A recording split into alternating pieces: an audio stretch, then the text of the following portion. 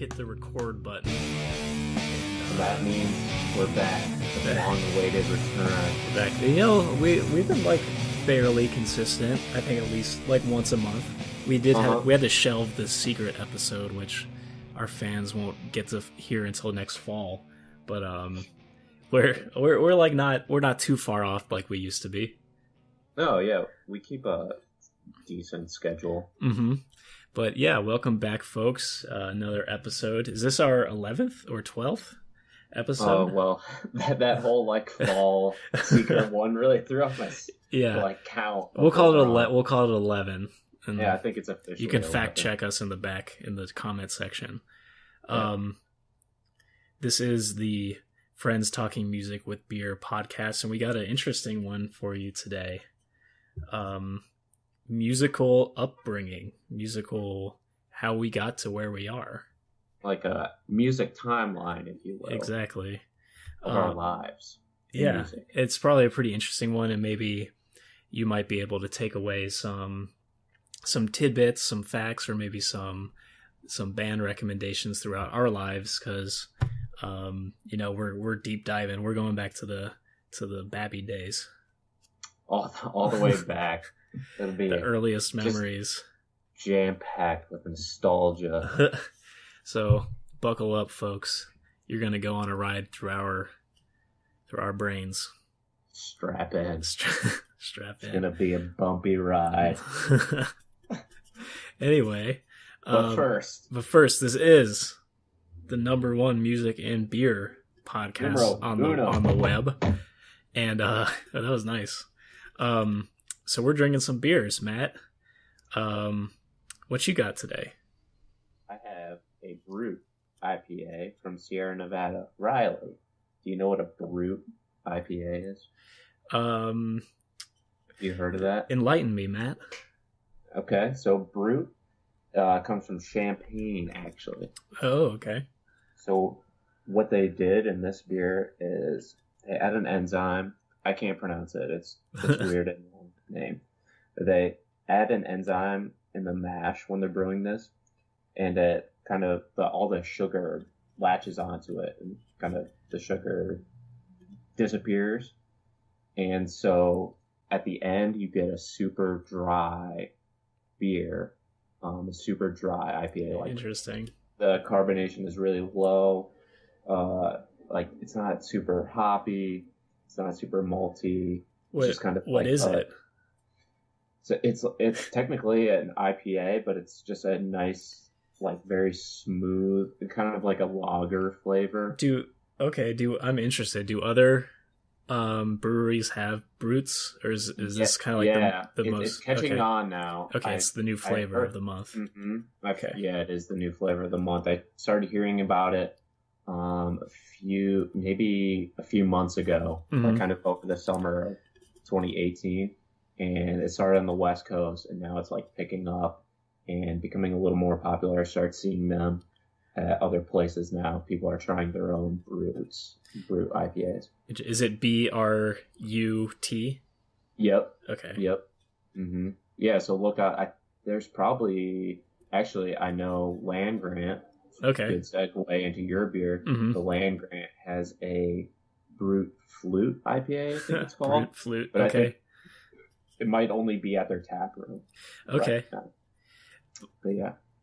Well, thank you it's good. It's nice for the changing of seasons. Is it a good kind of spring beer? Mm-hmm. Okay. Yeah, it's really good for spring. All right, cool. Well, you gave me two great transitions then, because I am drinking a warmer weather style Land Grant beer, and this is their Urban Sombrero Mexican lager. At first I was not a huge fan of it. I guess I didn't know what I was expecting, but on my second beer, I actually really grew on me. Very transparent almost. It's like you can almost see straight through it. Very light colored, very light bodied. Very drinkable. It's just kind of your classic Mexican lager, and great. If it was a little bit warmer here, I would love this, but yeah, kind of sitting outside on a nice spring day in the heat, this would be like a great refreshing beer to have. Right. It definitely sounds like a summer. Yeah, type. It'd be great to cook with. I think this one might be on a repeat for me for this summer. I'm not a huge land grant guy usually, but the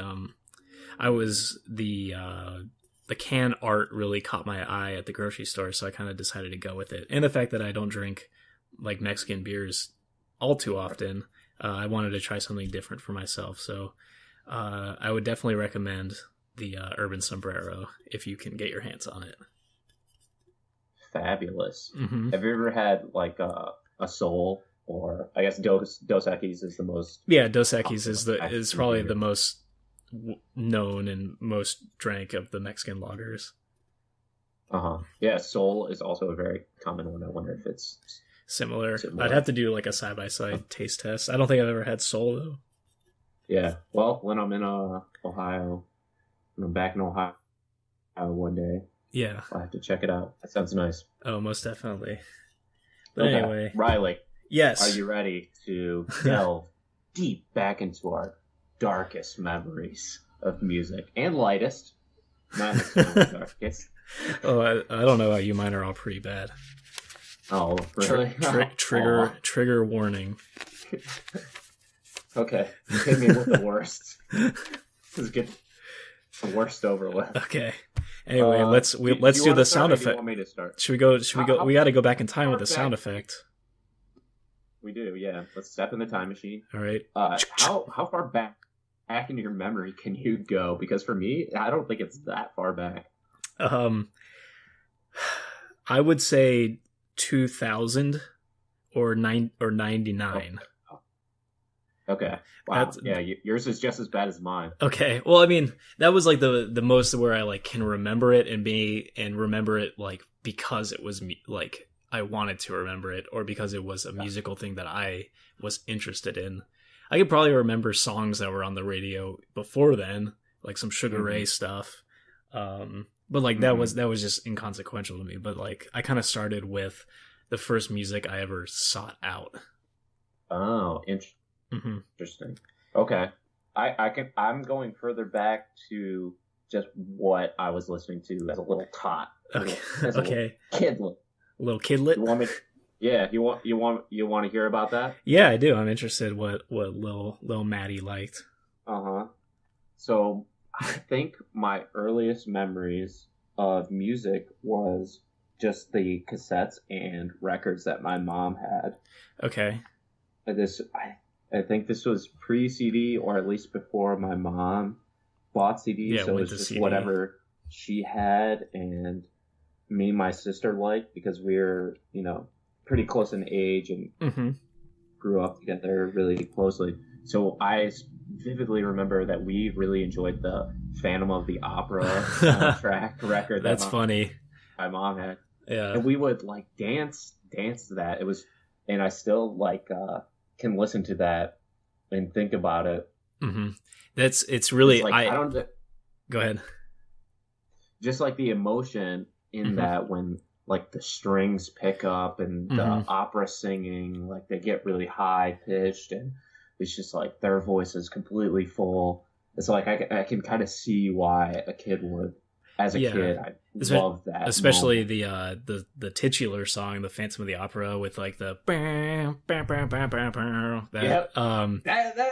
is epic. Like yeah, it's funny. So I didn't write this down, but like the fact that you brought this up, I also listened to the Phantom of the Opera soundtrack as a wee lad. Like my parents also had it and listened to it. So I mean, we're the same age, and so like. Yeah. It must have come out, and it was like a best-selling record, wasn't it? The soundtrack from the musical. So our parents must have bought it at the same time and were listening to it. That's fast. That's so funny that you listened to it too. Yeah, that's fascinating. That was like definitely that, and listening to the Police, like rock, specifically the song Roxanne with my dad. Okay. Like is nice. If we're going as far back as we can remember about music, those are like the two things that I recall, which is hilarious that we both were cut our teeth on the Phantom of the Opera. Place soundtrack. Yeah, that's so funny. Yep. And then we had some cassettes too, and I don't remember any specifics from that. But then I'm probably getting pretty close to where you're starting then, with like boy bands. Were you really into the kind of like boy band music? I was not really into them, but I knew them, and they were like everybody. Like and I remember being at like a Pizza Hut in rural Tennessee, and like going to, and this was like my first jukebox experience. Like my grandma gave me a couple quarters. Wait, pause. This is already the most amazing thing you've ever described. Anyway, so I like strutted up to the jukebox. I was probably like 6 or 7. I felt super cool. Put the quarters in, played some. I can't remember what the song was, but it was definitely a Backstreet Boys song. And then like strutted back to my table like a boss, like a boss, like I owned that Pizza Hut, and and you did for a moment. Yeah, I felt so cool, the fact that I used a jukebox but like in retrospect, like using a jukebox to play NSYNC in like a country ass Pizza Hut in the middle of nowhere is like, that's not what people wanted to hear in there, I doubt. But yeah, that's like my boy bands. But I think I'm even further on. But let's hear what you got to say about the boy bands. Okay, the other one I want to throw out was S Club 7. Does that ring any bells for you? Oh God, that's like a Canadian one? Yeah, and they had a TV show, and the girls were like smoking hot, and honestly, that's what really got me into it. Dude, I think there was something. Yeah, go ahead. I think the only reason I remember that is because I was watching this YouTube video of like nostalgic commercials from the 90s, and like S Club 7 was on it. So that's like literally, the only reason I remember it was because I learned about it like the other day. So that's so funny. Yeah, go ahead. But I think that the appeal of that kind of music was just very easy. Like, I don't know.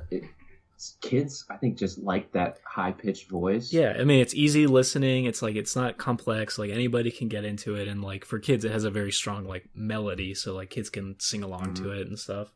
Yeah, it's dancey. Yeah, I guess I didn't seek that out by any means. Maybe a little bit, but that was hot at the time. It was hot. It was incredible. Yeah, Britney Spears, NSYNC, Backstreet Boys. Yep. All of the Christina Aguilera, yeah, all of those kind of were huge in the 2000s or in the late 90s, early 2000s. And then, yeah, that takes me to like early 2000s, and then my next thing was, and this might, I guess, it came out in 2004, was the Creed Greatest Hits album. Oh, you didn't even do a, like, what is it? Human Clay. You waited for the greatest hits to come out. No, I just went straight greatest hits. I mean, that's what I remember. So I remember having that CD, and just like I would put that on replay, especially for like long car rides. Put that in my Walkman. Like, I'm set for the car ride. That's funny. Something about just those riffs.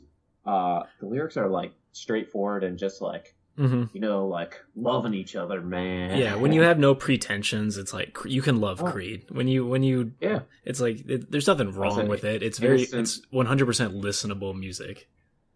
I was just a innocent little pup. Yeah, you said this was 04? Apparently, that's when that came out, because that's what I remember. So maybe I skipped over some stuff that you listened to. Yeah, so for me, like, the earliest thing that I wrote down was Weird Al. Maybe you, like... Oh, yeah. Were you into Weird Al? So my friend got me into Weird Al later. I did not find it early on. Yeah, I must have inherited some either tapes or CDs of Weird Al, like his older 80s stuff. And then...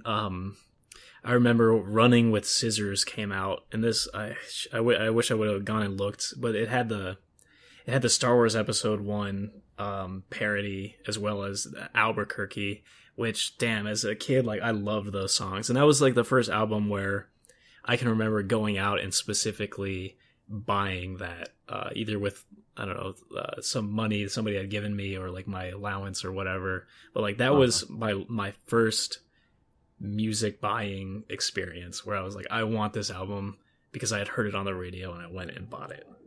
That's awesome. Mm-hmm. Yeah, I guess probably the Creed Greatest Hits is that for me, where I was like, Mom, like I need this. That's funny. But at a similar time, the Gorillaz Clint Eastwood single was tearing up the charts, and that was probably my first like actual, like, not that Weird Al is not actual music, it's its own niche genre of comedy music, but like very niche. Yeah, but when you go to like just general music for non-comedy sake, the Gorillaz self-titled 2001 was like also one of the first albums where I was like, I need the album that has Clint Eastwood on it. I hated all the other songs. I could not get into them. They're a little esoteric, like for kids. But Clint Eastwood was a very good single, and I definitely listened to that album a lot, just to hear Clint Eastwood. Yeah, that's funny. You're so early on in Gorillaz. Yeah. The only Weird Al song I remember as a kid is "Weenie in a Bottle." You ever listen to that one? Weenie in a Bottle. It's ringing a bell. Yeah. There was like some pop song that was "Genie in a Bottle." Yeah, it was like, Christina Aguilera. Weenie in a bottle. Yeah, I mean, Weird Al. We gotta shout out to him. Weird Al, if you're listening. He's a real funny dude. He's still going to this day. And he's an excellent musician too. Like, he had all of his like polka medleys and stuff. Like, he wasn't just like when he covers a song, he makes it his own. He's not just like messing with the lyrics but keeping the same music and stuff. It's like he really owns those parodies, and I think that's why so many artists respect him, because he is an artist in his own rights. Yeah, he really is. Shout out Weird Al. Shout out Weird Al. Hit us up, man. Like, come on the pod to Dude, discuss. That would actually be kind of sick. That would be amazing. I've listened to him on Comedy Bang Bang, which is one of my favorite podcasts, and he's really funny. Yeah, I've heard him on the WTF podcast, and he's a great guest. All right, come on the pod, Weird Al. Yeah, but let's keep going down the timeline here. For me, like, there's a bit of a jump here, so I don't know like when this time period was, but this is like when I said I like went out and sought this music. Then I started to like inherit more music. So like from my dad, he listened to like the Offspring a lot, the Linkin Park, and the Reverend Horton Heat, and so those are like kind of also like I just picked up after him, and those were like, as I was getting older, maybe like 10 or 11 or 12, like those were the bands that I was listening to, just because I was spending a lot of time with my dad, like in the car listening to that music. But those were the things that like he had in his CD player, and so like those are kind of getting to where like my musical taste started to form a bit around real music. And I also I didn't have like, I'm the oldest in my family, but I did have an uncle who is 10-ish years older than me, and so you can kind of consider him like a sort of a close enough in age that where he could influence my music taste pretty strongly. And he gave me some really interesting stuff for like an 11 or 12-year-old to be getting into. A lot of like jazz rap fusion, like A Tribe Called Quest and De La Soul.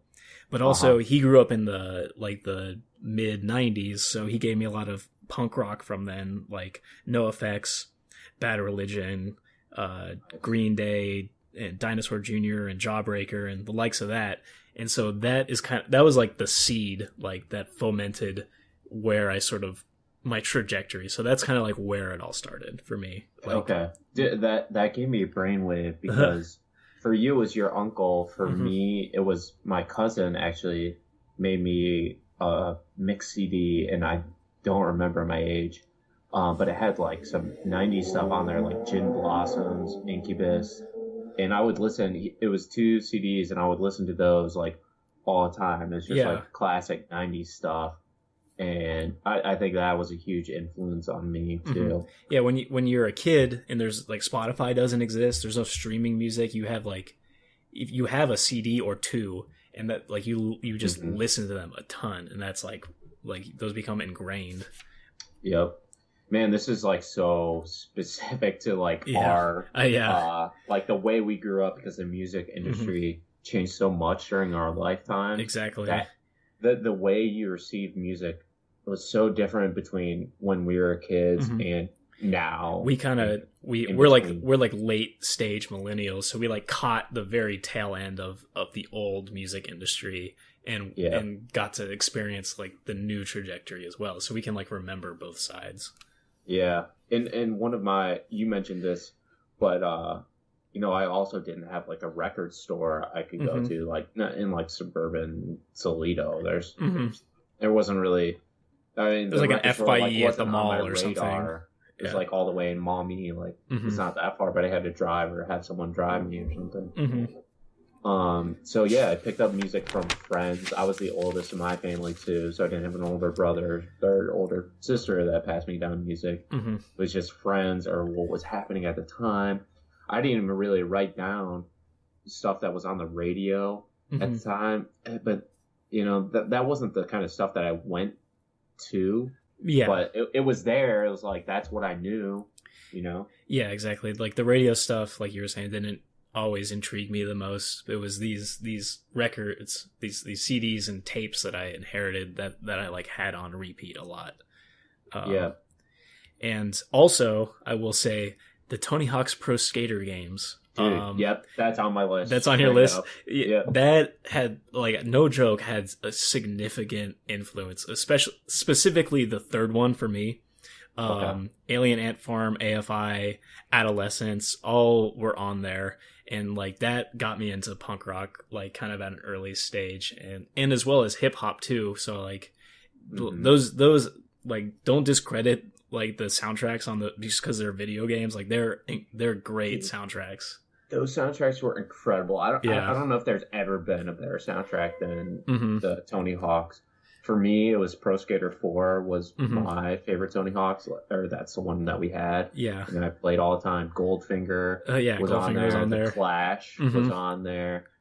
And those soundtracks were so good. It was such a great blend of hip hop and punk.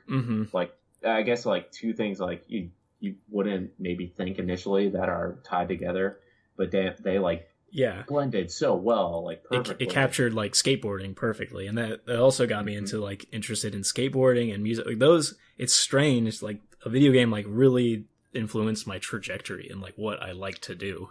So shout out to Tony Hawk and Neversoft. I love you guys. Was there any other video game music? Because I kind of broke mine down into phases. So video game music was kind of like a phase for me. Man, I wish I would have thought of that. But like when I was going through my memories, like that was the one that stood out the most. I can't think of any other games that had like soundtracks like that. Yeah, for me, the sports games usually had like Madden and FIFA EA and stuff. Sports would invest money into buying the music. So NBA Live had like Murphy Lee, like a lot, obviously all hip hop stuff. Madden usually had solid soundtracks. Like I specifically remember the Bravery, Avenged Sevenfold, Green Day being on those like mid 2000s Madden soundtracks. I only had like one Madden game and one NCAA football game, so they must not have had much effect on me because I can't remember the soundtracks from them at all. Yeah, there's usually like a couple bangers on there that were like the best songs, but I got like the one like every year. I was so into it. Yeah, I remember like playing it at a friend's house and thinking that it had lots of like what we now call butt rock on it. Like it was. Yeah, especially I think the Madden games were notorious for that. Sure. I'm thinking like Tiger Woods PGA Golf like, even had some like butt rock on it. Probably. Yeah, but I think the best one was NCAA Football 2006.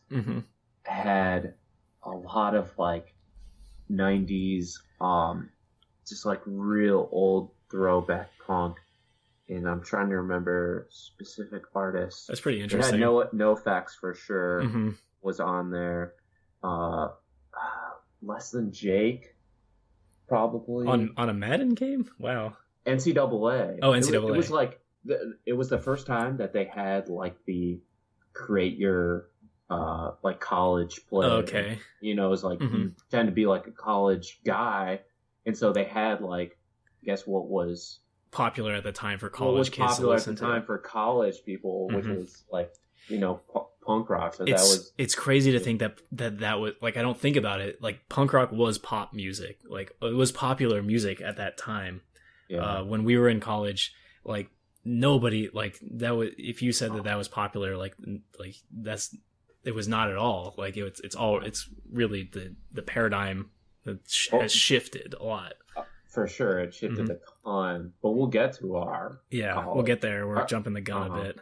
But did you ever, were you really into hip hop or rap or like Eminem? Yeah, like, so I had like my uncle's De La Soul and Tribe Called Quest CDs. Okay.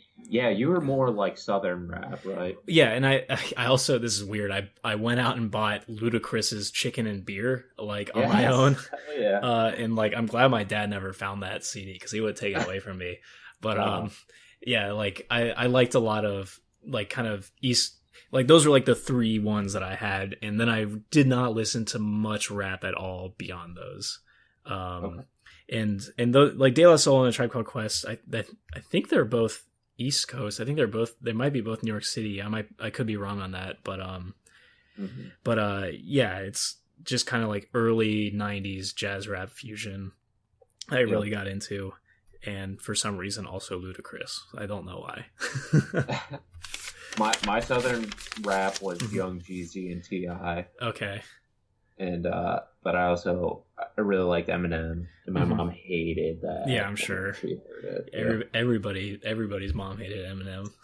That was his thing. That's why you listened to it. Yeah, but it's weird that you're bringing that up now, because what some people consider like the golden age of like dirty South rap and hip hop, like crunk stuff, like 05, 04. I did listen to a lot of like Yin Yang Twins and Lil John. Like that stuff was impossible to ignore, and I think I just sort of, maybe as an act of rebellion, like I listened to that a lot for like a very brief 6-month period of my life. Like that was what I listened to on the radio in Cincinnati. Fun. Yeah. Did you guys have like dances? Yeah, we did. Okay, they would play that music, and shit would go down. That's like when I hear that, I like get brought back to like middle school dances and stuff. Yeah. Pussycat Dolls. Yeah. So very specific. It is. But that basically takes me into high school ish. I got a little bit in between like elementary and high school, like my junior high years. This was also when I was picking up guitar. So as well as like these sort of like punk and hip hop influences, I also really loved classic and dad rock at the time too, just because I wanted to be a good guitar player. So I listened to all the classics like Led Zeppelin, Jimi Hendrix, Eric Clapton, AC/DC, Pink Floyd, Queen. All those guys were also very influential for me. Just because as like any 13, 14-year-old kid with a guitar, it's like this is who you're told are the best guitarists and that you should aspire to be. Were you looking up like Rolling Stone? Yeah, exactly. Articles? I had Rolling Stone. I subscribed to Guitar World magazine for a bit, and that was like Allman Brothers were like always in it for some reason. And Eric Clapton, it was like that was kind of like the zeitgeist of then. So when I was like 13 and 14, before I really started to hone in on what I liked, my iPod was full of classic rock too, and it also helped that my dad owned a lot of classic rock, so it was easy to get into. Yeah, you started playing guitar a little bit before me. Mm-hmm. So my early high school music listening was influenced by my new friends in high school. Mm-hmm. So like Sublime. Yeah. I specifically remember vividly hearing them for the first time at my friend's house. We're like, whoa, what is this? I remember my first time listening to Sublime too. It was really? I had like a babysitter, and she was driving me around, and she had like Santa Ria was playing, and I was like, this is sick. I like this. Yeah. It was Sublime like has that effect on my people. friend Frank actually like played Santeria like while we were playing ping pong or something at his house, and that's my first Sublime memory. And then also I was into, my friends got me into like Motion City Soundtrack, Taking Back Sunday, and then like the like, I guess you would call it like pop punk or like emo pop. Yeah. Boys Like Girls, We the Kings, that kind of. Yeah, so this is where we diverged in high school, whereas we'll get into this, but like, yeah, you were listening to what was popular at the time via your friends, whereas I kind of was stuck in the past still. Yeah, so we diverged right there, and then I started playing, it was after, it was like freshman year summer, I think, that I started playing bass guitar, and then I got into it, like slowly after that I got into older music. So after, it was during I guess like sophomore year of high school, which is like 2008 or so, like 2008 to 2009, I was like only old music, Jimi Hendrix, Led Zeppelin, Beatles. Okay, yeah, so you kind of had that phase after me. Had the same phase, but after. Yeah. Well, like my high school music sort of revolved around the advent of Pandora, which is kind of it's kind of sad right now that Pandora is pretty much irrelevant, but that is how I found some of still my all-time favorite bands. Specifically, Neutral Milk Hotel was recommended to me via Pandora, and like that kind of like really, that was like the biggest influence of my music life up to that point. Like that changed everything. And I found Operation Ivy through Pandora, who I was like super into for a long time.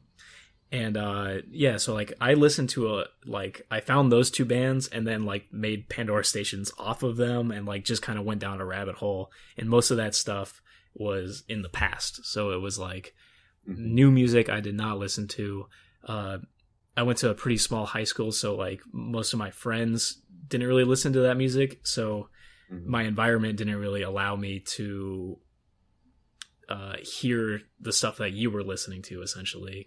I didn't really go on a music forum and search it out because I was happy with what I was listening to. So yeah. No, then I kind of transitioned into your phase once I started playing guitar, where I carried prior to that, it would just been what was around me, like okay, but what the music that they play in the video games that I play, what my friends listen to, what's on the radio, stuff like that. Whatever I hear is what I listen to.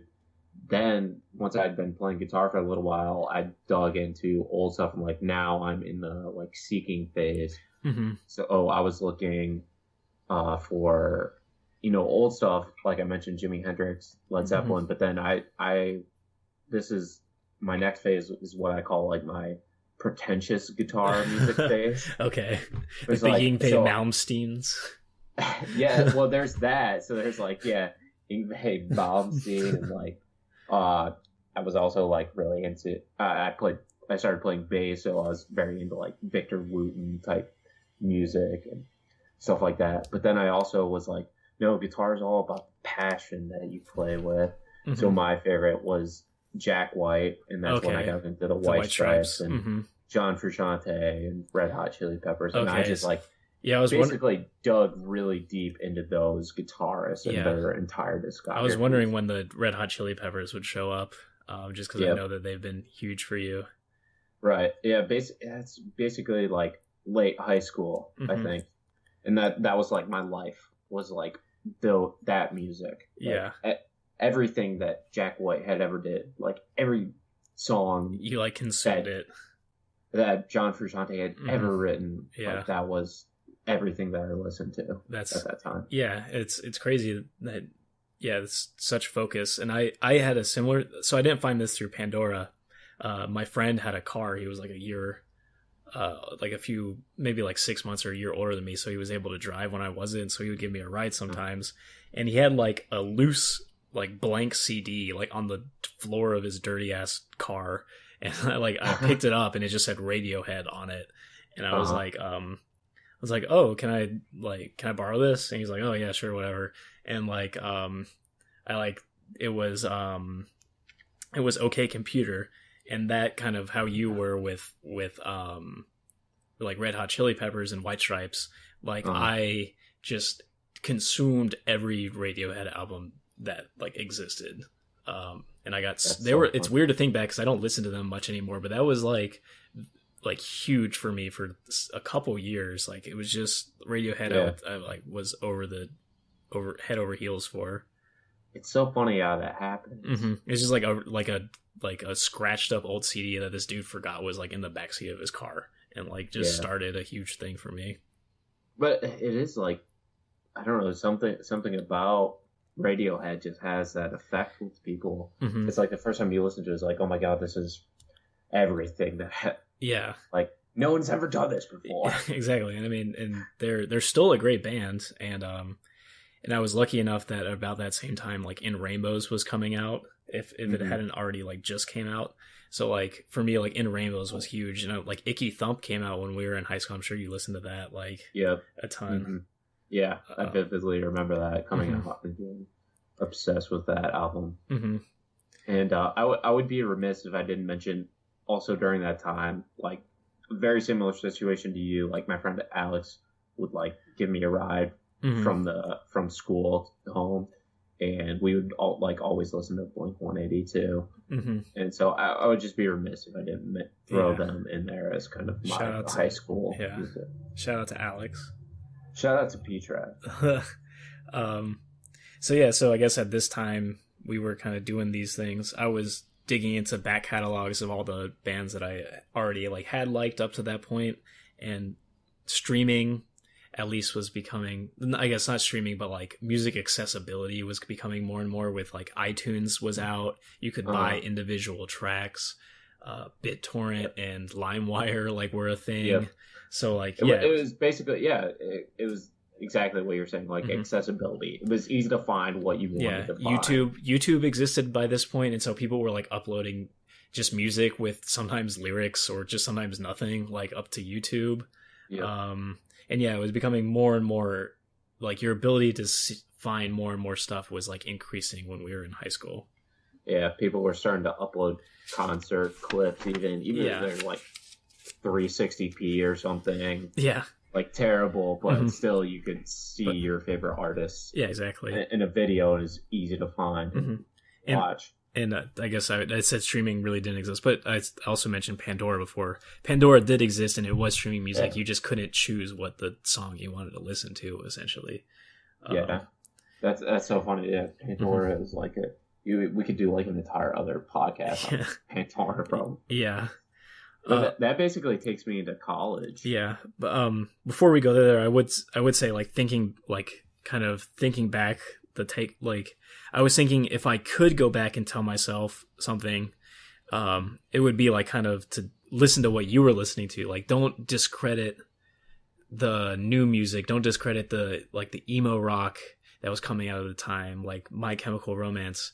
Don't discredit like any new music, because at the time I was sort of like snotty. I was like, oh, everything on the radio sucks. Everything that new sucks. Like, I want to go back and listen to all this old stuff that's good. But like, in hindsight, like a lot of my favorite bands now like came out at that time, and I just wonder what would have happened if I actually like got into them at that time, how that would have affected me. I feel like that's such a natural thing to do when you start playing your own music. Because I did the exact same thing, and I was like, I had during my pretentious guitar music phase, I wish I had been paying attention to the things that were relevant for other people at the time. Yeah, but you can't pay attention to everything, and like we were saying before, like environment is so important, and you don't know what you don't know, and in hindsight, you know everything that you like. So it's just I wonder what it would have been like, but I'm also not upset that it didn't go that way. But it would turned out the way they did. But like Bright Eyes and Against Me, Arcade Fire and Brand New were all releasing like excellent stuff at that time, and it was just like I could not care, essentially. Yeah, it's so funny. But yeah, now on to college, I guess, which is, at least for me and maybe for you, like the biggest, like that, like college does for most people. It's just kind of transformative. Transformation, yeah, for sure. And this is where we probably converge into a very where similar... we met each other. But yeah, I mean, obviously, dubstep was like the biggest mm-hmm. for our freshman year in 2010. That was the biggest transformation. EDM, like the idea of music that was like not played by guitar or mm-hmm. even like singing wasn't a vital component. Of this music. Is made with like a computer in like mysterious ways to me at the time. It is so mysterious to me now. I don't quite understand how electronic music is made, to be honest. Well, now that I've delved into it, mm-hmm. I get a little bit more. But unless you do that, mm-hmm. it makes no sense. Did you have like a little bit of the snobbiness still like going into college, or were you like completely open to it? Like, I think I threw myself to the wolves, and I think I was like open to anything at that time. And I specifically remember my first EDM, like I guess I would say I had listened to EDM before, because like my friend Ian in high school, like he actually did like electronic music, and of course like everybody's heard Daft Punk and stuff, but my first like dubstep experience was like in my first few weeks, if not month of college. Like I went to a party and somebody put on Skrillex, and like people were just smashing shit, like box fans and like punching light bulbs and stuff. And like I just could, like my mind like had a explosion essentially, and I was like, whoa. This is a thing, and this is real, and this exists, and I want to know more. And thinking back, it's kind of cringy now a little bit. Like I was telling you before we started recording, I went to this bar that has sometimes like burlesque performances, but this time it was like a juggalo eating and spitting fire, and there was like the pure 2010 dubstep playing. Really? And it was just like it was horrible. Spinning. It was like making me sick. I like wanted to leave.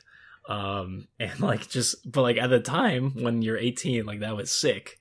Yeah. And I remember we like went to like shows and stuff, and that was like so different for me, because that was like some of the first actual shows I'd ever been to, because I was not really allowed to go in high school. So like it was huge for me. Yeah. Dubstep, that's probably an entire other podcast we could do. Just like, has there ever been a genre that rose so fast and just dropped fizzled off the out? cliffs? Yeah. It was here, it was gone immediately. It was, I have a sister who's in college now, and she's into like the EDM scene. It's very different than it was when we were in college, but she says dubstep still exists. It's just not like huge anymore. I did go to a concert with Preston at Red Rocks, and it was like a dubstep concert. I was like, oh shit, this still exists. Shit, you guys are here still. People still listen to this. Yeah, but it's not what it was. Mm-hmm.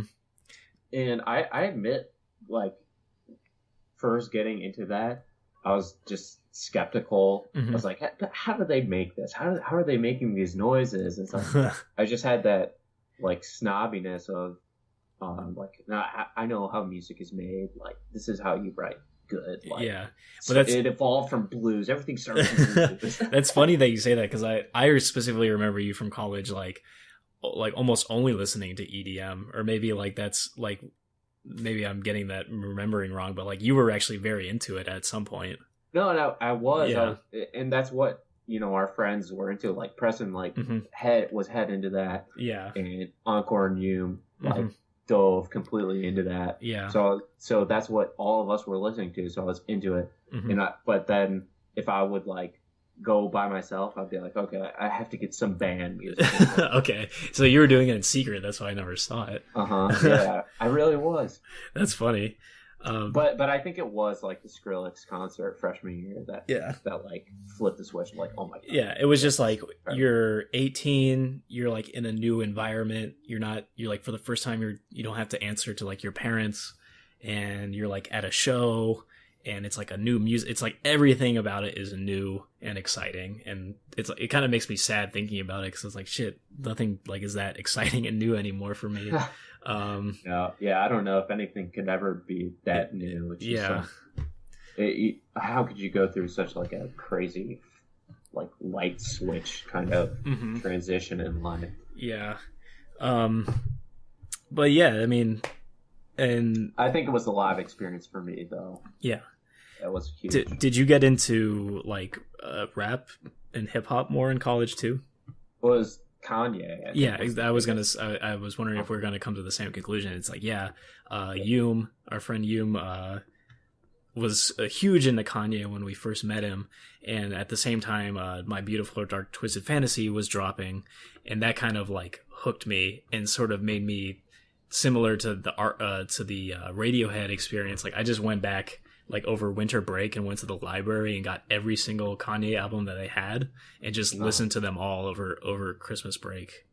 And that's so funny. Also for you, like the library was just like you get like all the CDs and exactly. like rip them. Yeah, I just put them right on my laptop and brought them back the next day. Yes. Yeah, I remember that, getting like 30 CDs. Yeah, you're like, oh, you gotta listen to all these? Yeah. It's so funny. Yeah, so like that kind of got me into like Kanye more, and then by extension like rap more. But I still didn't have quite the affinity towards rap or hip hop until kind of even further down the road. But indie rock was also blowing up at the time, and like we were listening to who was it? The name is escaping me.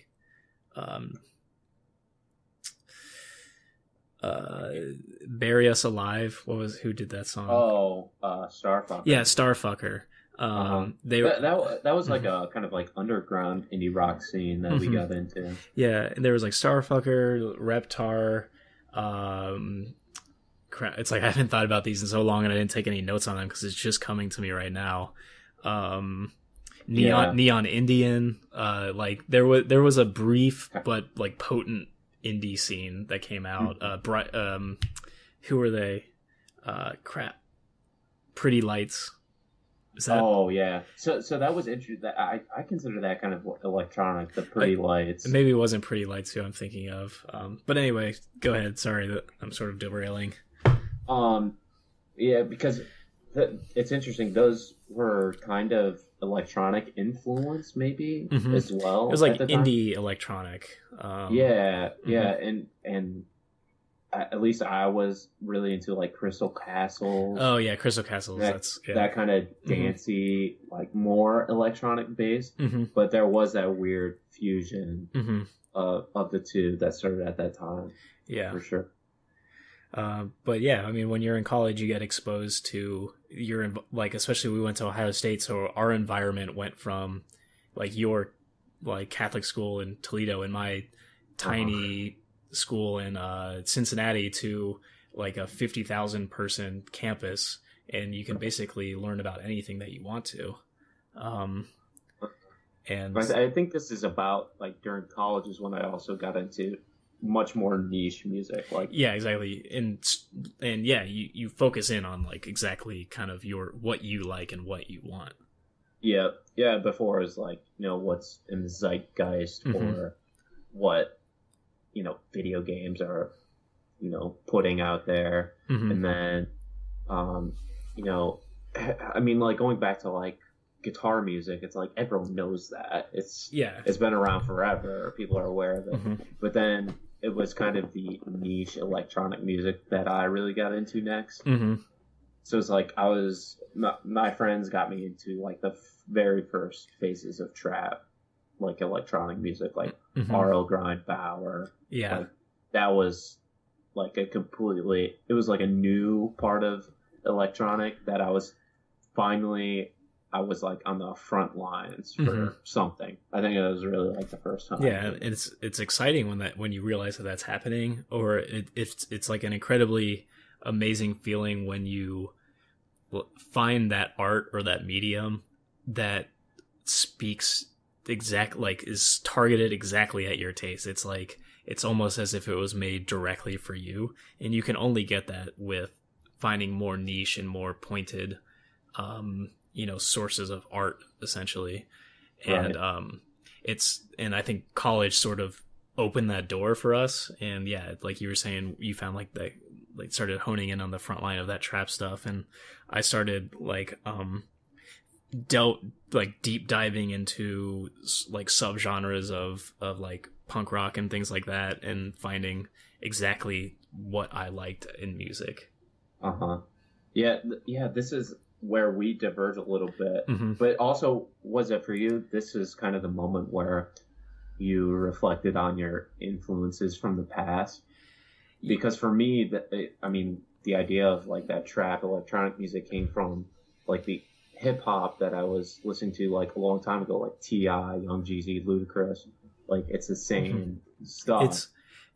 I would say like for my first 2 years, like freshman, sophomore year, I sort of like eschewed all like past music tastes and just for favor of, and this may have been even like not like I wasn't conscious of doing this, but I was just listening to so much other stuff.